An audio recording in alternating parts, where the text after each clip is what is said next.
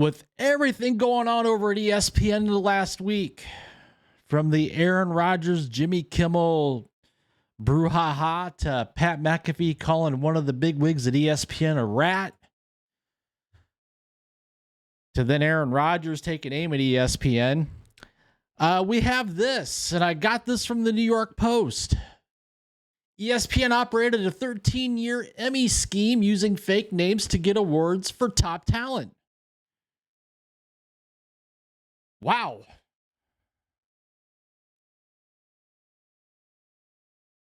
Didn't see that one coming. Certainly not on my 2024 bingo card.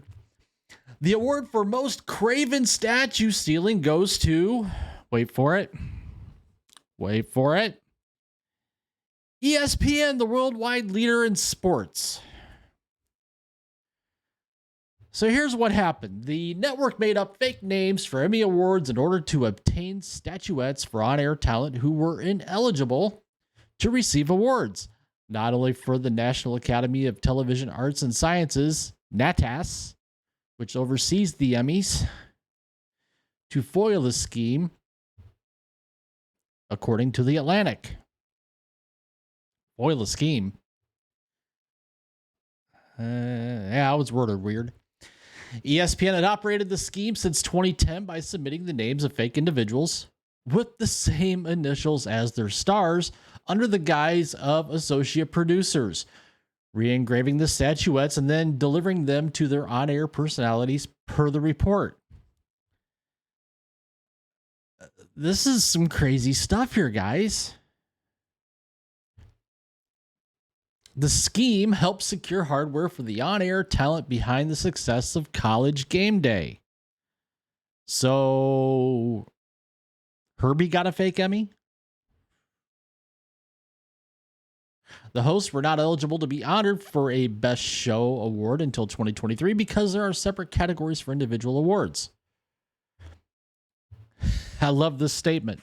Some members of our team were clearly wrong in submitting certain names that may go back to 1997 in Emmy categories where they were not eligible for recognition or statuettes. It was a misguided attempt to recognize on-air individuals who were important members of our production team, ESPN said in a statement to the Post. Hold on. First of all, this may go back to 1997. So we're talking 27 years of getting fake Emmys, or not fake Emmys, and an eligible on-air talent receiving an Emmy where they should not have. And just saying it was misguided?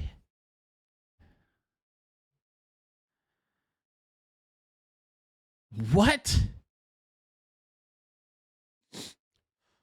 Once current leadership was made aware, we apologize to NATAS for violating guidelines and work closely with them to completely overhaul our submission process to safeguard against anything like this happening again. Lee Corso, fake name Lee Clark, Kirk Herbstreit, Kirk Henry, Chris Fowler, Chris Fulton, Desmond Howard, Dirk Howard, Tom Rinaldi, Tim Rinaldi, and Samantha Ponder, Stephen Ponder.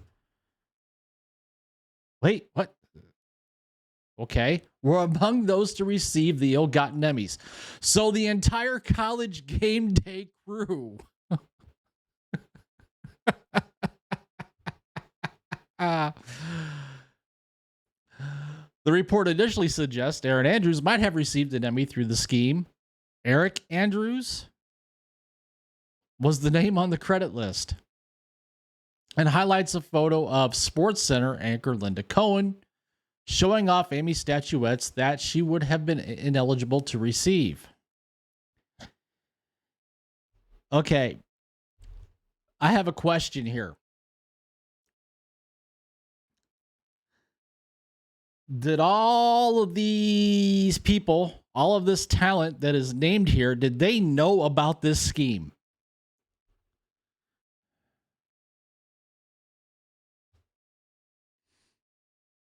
Simple question. Did they know? Were they a part of it? And who came up with it? you have to remember that those personalities are so important that they have egos. A person involved in the ESPN Emmy submission process in recent years told The Athletic, "Who cares if they have egos?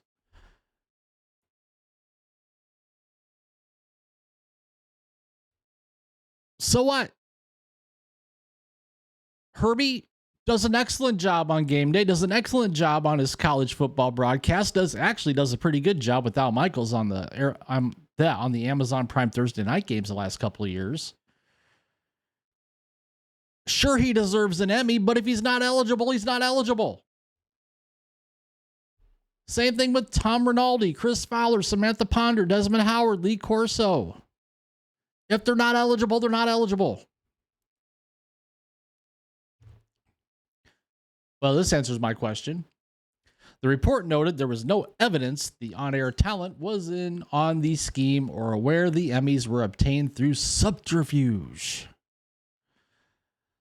So what was ESPN's punishment? They had to return the trophies, 1 year ban from the Emmys for senior leadership, along with two individuals, ESPN executive Greg Lazarus and former ESPN employee and College Game Day executive Lee Fitting, being named ineligible for future Emmys.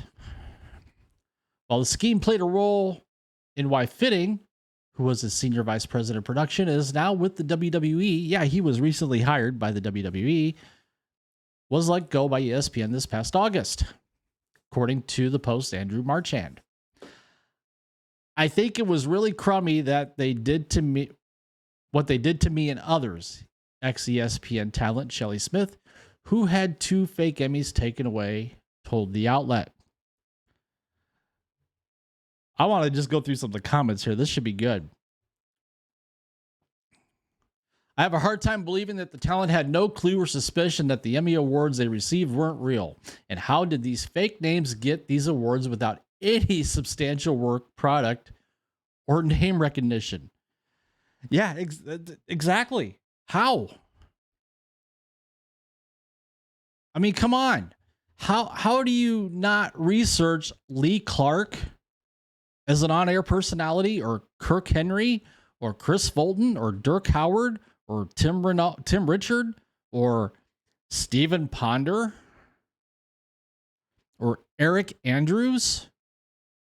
I mean, come on.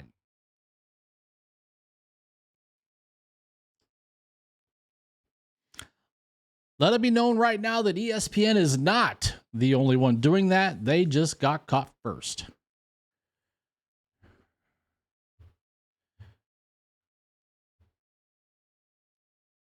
Yeah, well, I'd like to see more specifics on that. Who else is doing it? ESPN is owned by Disney, and Disney has also been on the path to self-destruction. Yeah, they have been. Nothing like the old days with Chris Berman and Dan Patrick. The Sports Center today is unwatchable. Yeah, I would have to agree with that. It is pretty watchable. The hosts think that they are the story and insert their own personal anecdotes into athletes' story. Newsflash. These athletes are special humans. We don't need to hear about your frat boy references. So there you go, folks. What are your thoughts on the scandal with ESPN using fake names? And then recycling those trophies and putting their on-air talents' names on them. Saying, hey, Kirk Herbstreit's an Emmy winner. Hey, Sam Ponder's an Emmy winner. Hey, Aaron Andrews is an Emmy winner. Comment down below. Share your thoughts, share your opinions. While you're at it, please take the time to smash that like button. Subscribe to the channel if you haven't already. And thank you to the nearly 15,000 of you that have subscribed in the last year. Hit that notification bell so you don't miss a video. And with that, thank you for watching. And I will see you later.